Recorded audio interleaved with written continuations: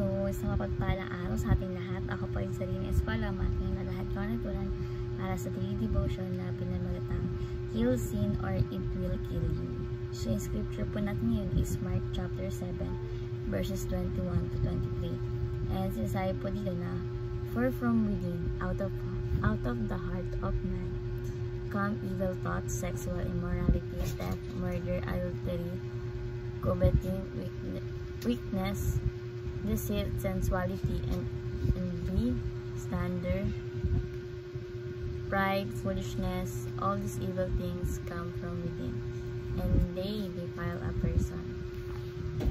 So, sa Tagalog po, sapagkat mula sa loob, mula sa puso ng tao, lumalabas ang masamang pag-iisip, pagkiyapit, pagnanakaw, pagpaslang, ang pangalunya, kasakaiman, kasamaan, mandaraya, kahalayan, pagkainggat, paninirang puri, kapalaluan, at kahangalan.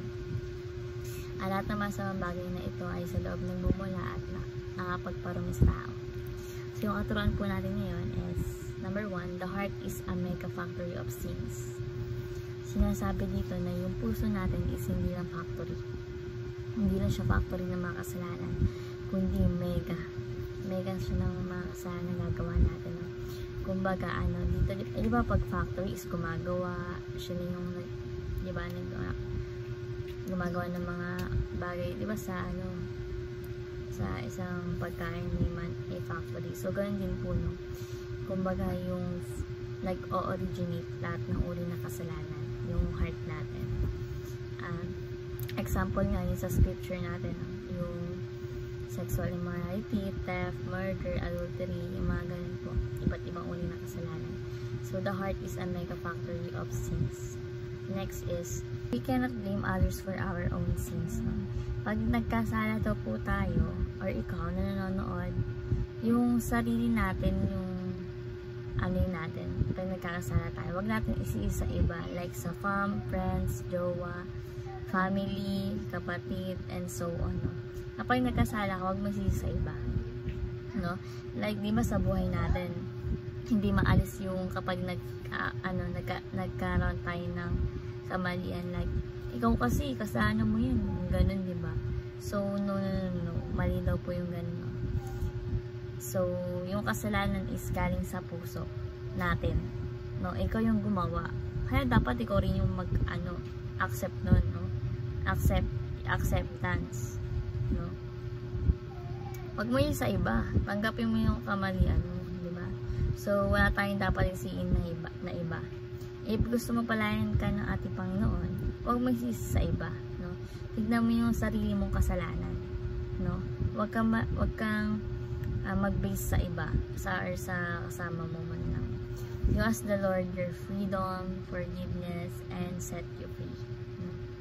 We cannot blame others for our own sins. Huwag natin isisi sa iba. Nagagawa natin kasalanan. Next is, God holds us responsible for our own sins. So, si God, tinitignan tayo na responsable at accountable sa lahat nating mga kasalanan. No? Lahat ng ginawa nating kasalanan, responsable. Sa harap ng ating Panginoon, no? Responsable tayo sa ginawa natin. No? Kaya dapat marunong tayo tumanggap ng pagkakamali natin. No? Like, Lord, hindi ito kasalanan ng iba. Kasalanan ko to. At patawarin niyo ako, Lord, kung nagawa ko man tong bagay na to. No? Dapat nasa buong puso yung pagsisisi mo na humingi ka talaga ng kapatawaran sa ating Panginoong Jesus Cristo. Forgive me and set me free, diba? Ayun yung lagi natin pinasabi kapag nagkakamali tayo. Like, i-help niyo po ako sa aking mga kasalanan na wag na po gawin. Gabayan niyo po ako at ng Santong Espiritu. Diba? So, God holds us responsible for our own sins. So, bilang application, number 1 is, do not let the seed of sin germinate, take root, and grow. So, yung sabi ito, lahat tayo is may buto ng kasalanan sa ating puso. No? And, wag po natin hayaan itong mag-grow, mag-germinate, no? Na take root, nagkaroon ng ugat, mag-grow, palago. No? Do not let the seed of sin germinate, take root, and grow. No? Kumbaga, habang habang maliit pa or hindi pa lumalala is putulin na natin yung kasalanan na yun. Tigilan na natin, no? Hintuin na natin yung kasalanan na yun. Kasi ayun yung magiging mortal mong kaaway, and pagka naging mortal mo yung kaaway, ayun yung papatay sa'yo, no? Yung kasalanan mo. So ito nga yung point number 2 natin, no? Kill sin before it kills you, no? Patayin mo yung mga kasalanan bago ka patayin nito. Kumbaga unahan mo na, no? 'Di ba yung mga kasalanan like addiction, pag-iossi, pag-iinom, 'di ba? May pag di mo tinigil yung pag-iossi at pag-iinom, maaari kang mamatay, madala sa ospital, magkaroon ng sakit. At yung sakit na yun, papatay sa'yo, no? So, bago pa maging habit yung kasalanan, habang maliit pa, is patayin na talaga at putulin na, no? Kill sin before it kills you. Mamimili ka lang daw yung sabi ni Pastor Russell, be killing sin or it will be killing you. Ay nakalagay sa quote, no? So, kill sin before it kills you. Habang maliit pa, habang di pa lumalaki, no? Itigil na natin or putulin na natin. Huwag na natin hayaan lumala pa. And lastly is depend on the power of the Holy Spirit. So, ang mission po ng Santong Espiritu ay isubdue, patayin, putulin araw-araw, pigilan ng paglago ng kasalanan, no? At baguhin tayo araw-araw ng Holy Spirit, no? That's the purpose of Holy Spirit, because God knows that we cannot change ourselves. Only the Holy Spirit can change us. Diba? Ang banal na Espiritu na ang makakatalo sa kasalanan, sa lahat ng kasalanan.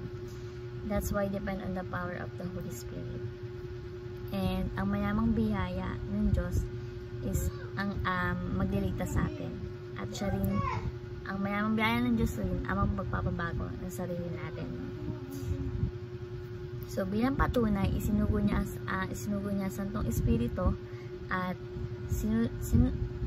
sinimulan ng Diyos ang pagbabago sa atin, at sa pagbabago na yun is lulubusin natin Panginoon, lulubusin na Holy Spirit, no? Kaya natin mapagtagumpayan ang kasalanan through Holy Spirit. So sa pamamagitan ng Holy Spirit, lahat ng kasalanan is mapagtatagumpayan natin. Lahat yan, tutulungan tayo ng Holy Spirit para pigilan, putulin, no? Yung ating mga nagagawang kasalanan. So, application natin is do not let the seed of sin germinate, take root, and grow. Kill sin before it kills you, and depend on the power of Holy Spirit. So, yung lesson dito is tigilan natin yung kasalanan. Patayin natin yung kasalanan bago tayo patayin nito. So, ayun lamang po. Thank you po sa pakikinig. Sana ma-apply natin ito sa ating buhay at may share na sa iba. God bless po sa ating lahat.